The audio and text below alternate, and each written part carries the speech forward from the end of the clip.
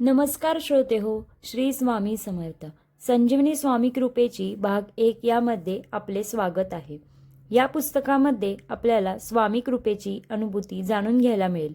चला तर वळूयात स्वामींच्या 11व्या अनुभूतीकडे. श्री स्वामी समर्थ. अगाध लीला स्वामी गुरूंची. 1998 ते 99 सालचा प्रसंग. मी त्यावेळी सारस्वत बँकेत पिंपरी ब्रांचमध्ये कर्ज विभागात मोठ्या हुद्द्यावर काम करत होतो.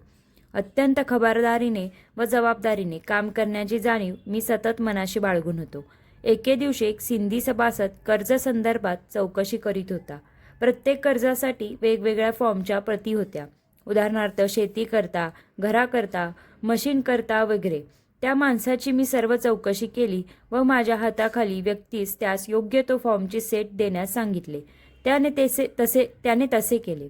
सिंधी माणसाकडून आवश्यक सर्व माहिती, सर्टिफिकेट्स इत्यादी जोडून त्यावर 25,000 रुपयांचे स्टॅम्प लावून सह्या करून माझ्याजवळ दिले. त्याप्रमाणे कर्ज मंजुरी झाले. 2 महिन्यानंतर ऑडिट सुरू झाले व या फॉर्मसंबंधी ऑडिटने चौकशी केली. ते फॉर्म व्यवस्थित बघण्यास सुरुवात केल्यावरती दुसऱ्याच कुठल्या तरी लोन फॉर्म त्याला दिल्याचे आढळून आले. ही चूक वास्तविक माझी नसून हाताखालील माणसाची होती. पण शेवटी सर्व प्रकरण माझ्यावर शेकले असते. शेवटी माझ्या एका मित्राला सर्व हकीकत सांगितली. मी पुरताच घाबरून गेलो होतो. माझ्या गुरूंच्या कानावर ही गोष्ट घातल्यावर त्यांनी मंडईच्या मठात जाऊन स्वामींना प्रार्थना करून सर्व हकीकत सांग, त्यांची क्षमा माग, ते निश्चित योग्य मार्ग दाखवून त्यातून तुला सोडवतील असे सांगितले. त्याप्रमाणे मी मठात जाऊन स्वामींचे दर्शन घेऊन सर्व सांगितले.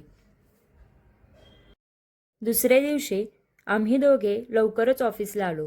मित्राच्या ओळखीने व मदतीने आम्ही ते स्टॅम्प्स योग्य त्या फॉर्मवर लावून सिंधी माणसाला फोन केला, कारण त्याच्या सहीचा प्रश्न होता. स्वामी कृपेने तो सिंधी माणूस येऊन त्याने फॉर्मवर सही केली व आमचा प्रॉब्लेम सुटला. हा जर प्रश्न सुटला नसता तर स्टॅम्पसाठी झालेल्या पैशाचा मला नाहक भुर्दंड बसला असता व चुकीबद्दल साहेबांनी कडक शब्दात समज दिली असती ते वेगळेच. आत्तापर्यंतच्या माझ्या नोकरीतील गुडविलला गालबोट लागले असते. अशा प्रकारे श्री स्वामींनी मला यातून वाचवले व श्रद्धा बसण्यात प्रारंभ झाला.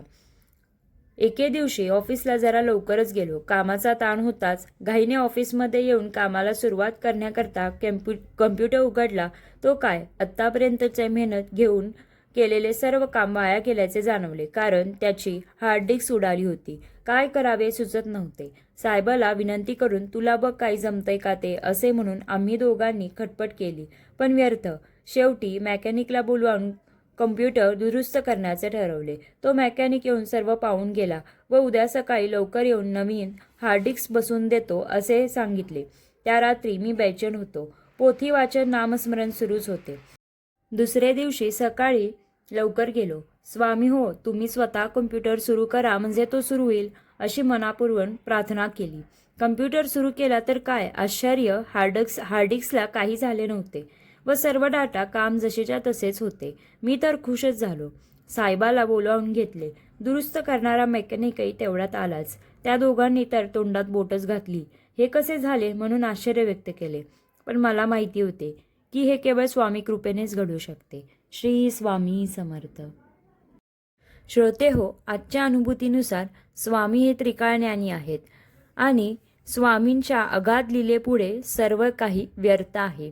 पुढच्या अनुभूतीसाठी चॅनलला लाईक करा, शेअर करा आणि सबस्क्राईब करा. भेटूयात पुढच्या अनुभूतीमध्ये. दिगंबरा दिगंबरा श्रीपाद वल्लभ दिगंबरा.